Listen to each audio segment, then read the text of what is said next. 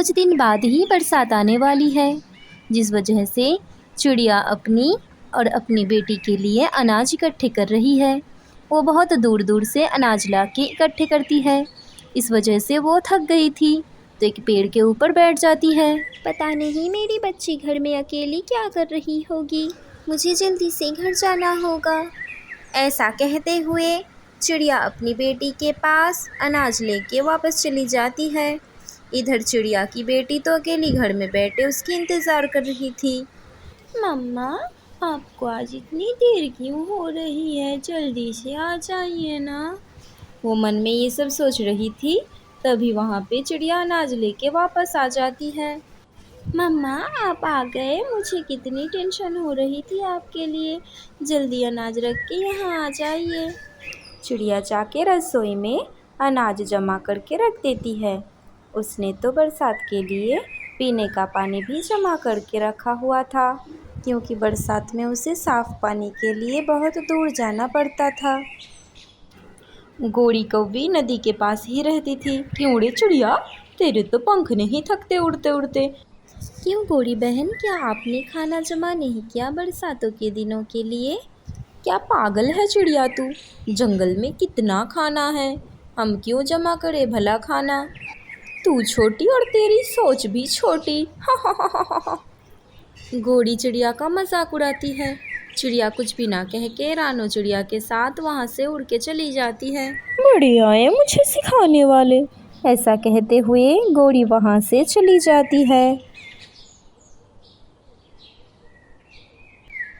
गोरी उड़ के सीधा कालू के पास जाती है।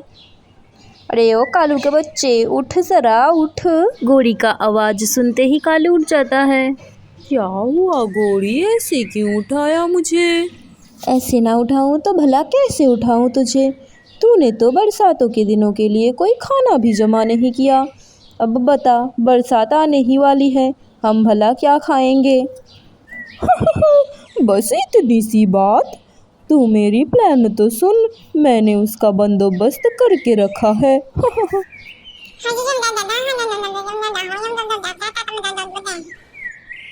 अरे वाह मेरे कालू पति, बहुत अच्छा आइडिया निकाला है। फिर रात हो जाती है। चलो गोरी, तुम तैयार हो ना?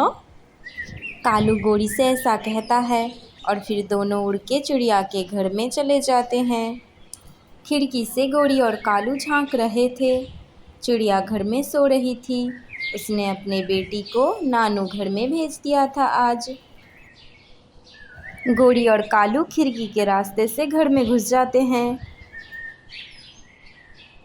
फिर रसोई में जाके गोरी अनाज चोरी करके वापस आ जाती है और वो अनाज कालू और गोरी दोनों बहुत मज़े से खाने लगते हैं। फिर चोरी का खाना खा के दोनों बहुत आराम से सो जाते हैं। फिर दूसरे दिन बहुत ज़ोरदार बारिश शुरू हो जाती है। गुड़िया के लिए ये पहली बारिश थी। वो खिड़की में से बैठ के बारिश देख रही थी। मम्मा, आसमानों में इतनी तेज़ आवाज़ कहाँ से आती है और इतनी सारी लाइटें कहाँ से जल रही हैं? बेटी, जब आसमानों में बादल एक दूसरे से टकराते हैं तब ऐसी आवाज़ और लाइट आती है। मेरी गुड़िया बेटी जब बड़ी हो जाएगी तब उसे सब समझ में आ जाएगा। अभी खिड़की में मत बैठो, मेरे पास यहाँ आ जाओ। गुड़िया, तूने बहुत अच्छा किया जो नानों के वहाँ से आज ही चली आई, वरना इतनी तेज़ बारिश में कैसे आती भला तू। अरे गुड़िया, बात करते करते तो समय का पता ही नहीं चला।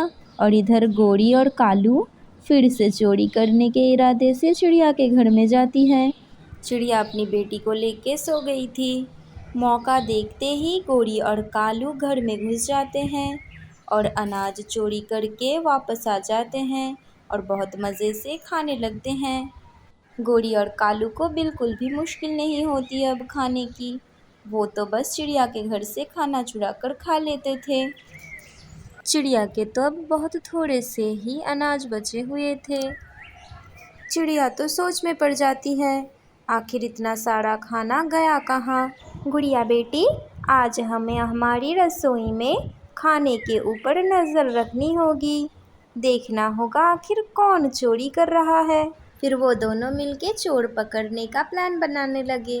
रात होने से पहले ही चिड़िया अनाजों के ढेर के पीछे जाके छुप जाती है और चोर के आने की वेट करती है। आज तो चिड़िया भी घर में नहीं है, उसका सारा अनाज एक साथ ही लेके चली जाती हूँ। गोरी के बातें सुनकर चिड़िया अनाज के ढेर में से बाहर आती है। तभी वहाँ से गोरी भाग जाती है और बाहर चिड़िया की बेटी बैठी हुई थी, जो गोरी को बहुत पीटती है। पीटते पीटते उसकी माथे में से खून निकाल देती है। कालू तो गोरी को देख के भाग जाता है डर के मारे। ऐसे गोरी और कालू को अपने किए की सजा। मेरे प्यारे प्यारे दोस्तों, आपको ये वीडियो अच्छा लगा हो तो इस वीडियो में एक लाइक और चैनल को सब्सक्राइब करके बेल आइकन प्रेस करना मत भूलें। Bye bye.